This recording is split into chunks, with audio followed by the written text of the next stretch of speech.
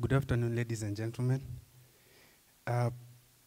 It's usually said that even the greatest speakers, when they go up on stage, a few minutes before lunchtime, our attention goes to a horizontally low. So for the next few minutes, I hope you guys are going to give me attention of your time and for us to demystify the choices we make in life. Can you all agree that Shan did an amazing work, right? A round of applause. I actually can't gather myself where I was when I was 14 years old, but definitely saying all those types of genders, I mean, that's an amazing work. So I came prepared for my presentation, but looking at the audience today, I decided, you know what, Fred, just be as natural as you can. And while I was seated over there, I could look at Ashley over here and just imagining the amazing work she's doing, and she wasn't moving, all right? Imagining the great stage that TEDx is, Max chose to wear his Vans. And we cannot tell whether it's an environmental choice he decided to make or probably psychological, but those are actually very nice Vans. And I think I should grab myself a pair after this. So today I want to talk about the elasticity of choices. And this basically comes from the fact that we decide what kind of shoe we wear in the morning. Will we have tea? Will we have coffee in the morning? Or will we have crackers? Or will we have even oatmeals? And my topic basically is known as the elasticity of choices. It doesn't sound fancy. And I remember when I was asked about my bio, for the first time in my life, I didn't know what to write. Should I say, my name is Fredrick, Wambua, the firstborn in the family, and heck, I hate avocados. I didn't know whether I should put that one. But I decided I'm gonna ask two of my closest friends, people who've been there all my life for about a decade or so, and ask them, can you really define me, and can you tell someone who Fredrick was? And seated over there, I could hear Max saying all those wonderful words about my bio, and I kept imagining, this is my life, right? This is what I exude as Fredrick Wambua in front of my world. And what you can see on the screen, that's actually my shoe, and a shoe of someone that I'm deeply in love with, right? And it's a choice that we make in life. A choice to wear a white shoe, and a choice to wear an Oxford shoe. We also have a choice of determining the kind of coffee we take. Do we take cappuccino? Do we take espresso? Do we take latte? I love cafe latte, but I don't like cafe latte without my sugar cookie. So it has to be a marriage of the two, a sugar cookie and cafe latte. And this is Snowy. I'm a good lover of pets, but until recently I realized Snowy needed a partner. And what a better partner for Snowy than this? All right? And this cute cat is called Chloe. It's not my cat. I haven't met Chloe, but I know a friend who does keep cats. And for me coming today, I was asking myself, what made me have Snowy and not give Snowy a companion? Is it a choice because I wanted to be selfish with Snowy? I only wanted Snowy to love me, and I love him back. And I felt so much insecure that if I gave Snowy another pet, all the love will go to the other pet. Again, it's our choice. So early 2010, a couple of months after I'd finished my Form 4 examinations, I went to a fairly good school. It was a Catholic school. But after the wake of the post-election violence, my parents had to take me to a fairly good school, I'd say that, a school which was only made of iron sheets. And by the virtue of me coming from a good school to a school which was majorly built by iron sheets, my principal and my teachers thought I was the best candidate to be suited as a school captain, not because of my credentials, not because of my gestures, not because of my understanding of what we were being taught, but the fact that I'd come from a good school. And then because I tried fitting in, in that particular setup, in that particular environment, I went and did my exams, but I failed miserably, all right? Part of our choices is acknowledging the mistakes we make and the failures that we make. So I came from a B student to an E student. So virtually you all know, getting an E, you can't get into any post-secondary institutions. You can't go to a college, you can't go to a university. But few years down the line, here I am today, addressing an awesome audience, all right? What did I do differently that other people didn't do? It's a choice that I made. I decided I won't let my marks determine who I am. And I won't let my so-called academic failures determine my careers. So in the next couple of years, I enrolled to online classes.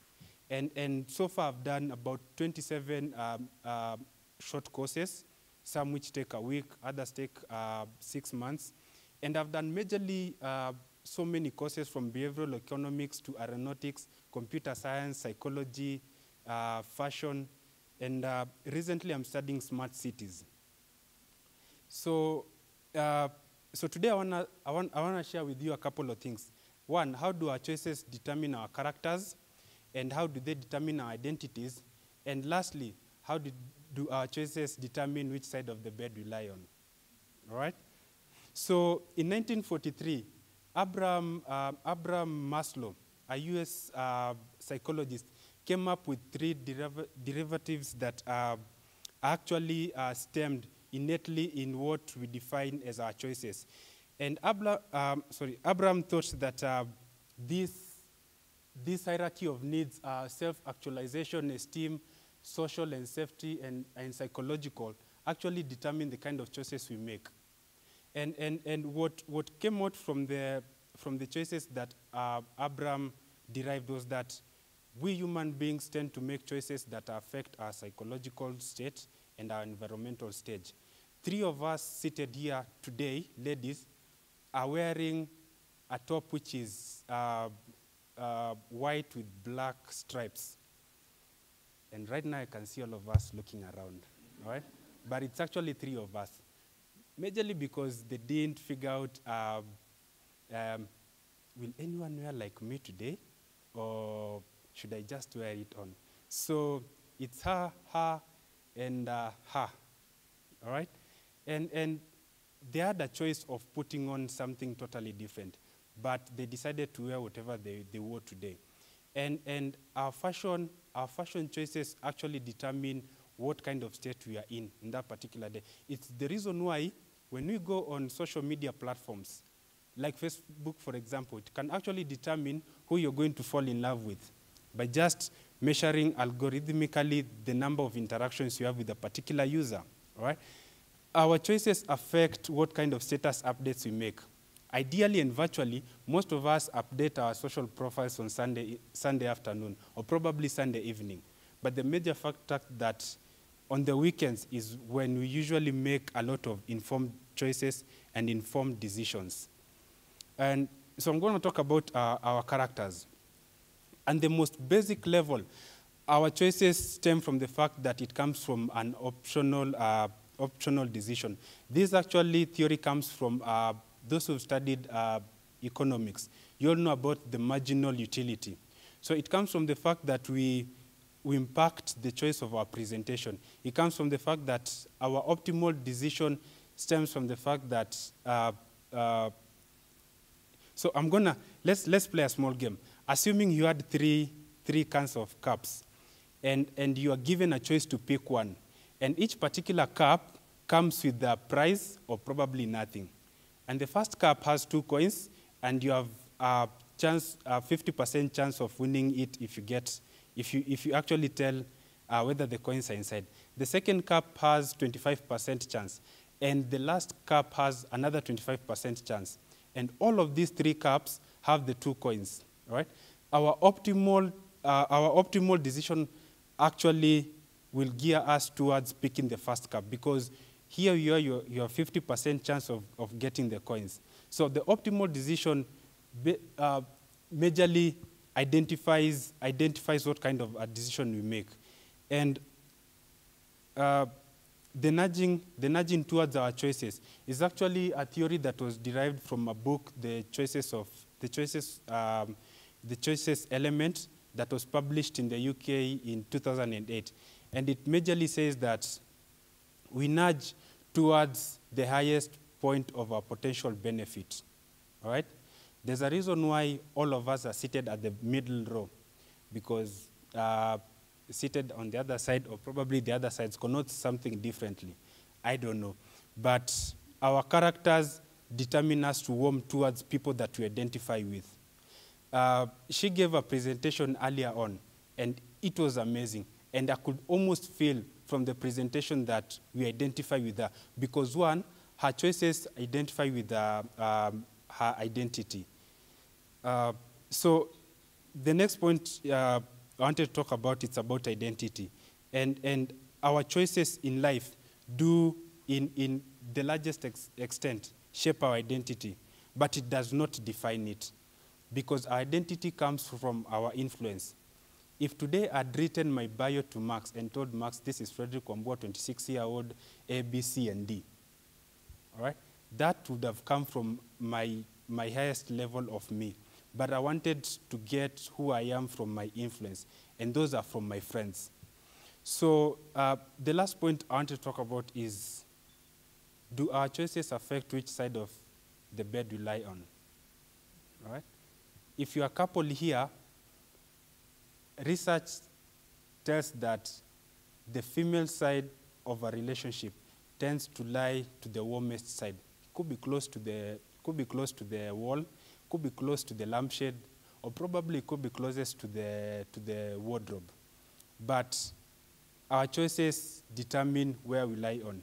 And this particular theory has actually been embraced by even the architects, that most couples tend to sleep or probably have their bedroom towards the sunrise, And this is a couple sleeping together. But as you can see, the lady is so frustrated, the man is so deeply asleep, all right? And we can't establish why the lady is so frustrated. Maybe the wardrobe isn't near, or probably the window curtains are closed, or probably there's no lampshade on her side, or probably she needs a cuddle from her husband or boyfriend, whoever it is, all right? But our choices determine where we sleep. And the last thing, your choice is not, if pensively assessed, can actually determine your identity and who you are. And this is something I thought of last night as I was doing the presentation, that our choices, if not pensively assessed, can rapidly turn into a balloon in the face of a pinprick, all right? And I didn't have much to say, but I wanted to show you something. Chloe the cat, it's not the actual Chloe you're about to see, but this is just a cat. This cat had a choice of jumping to the tissue holder, but it decided, let me play with the tissue instead of jumping. So there, and enjoy. Thank you.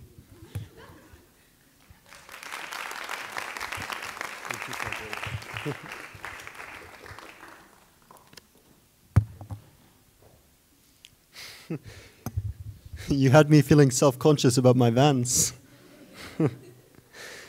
Okay, now we're going to be taking a 20-minute break. Can you please exit the auditorium, where you'll find snacks, coffee, tea, and water. We have both vegetarian and non-vegetarian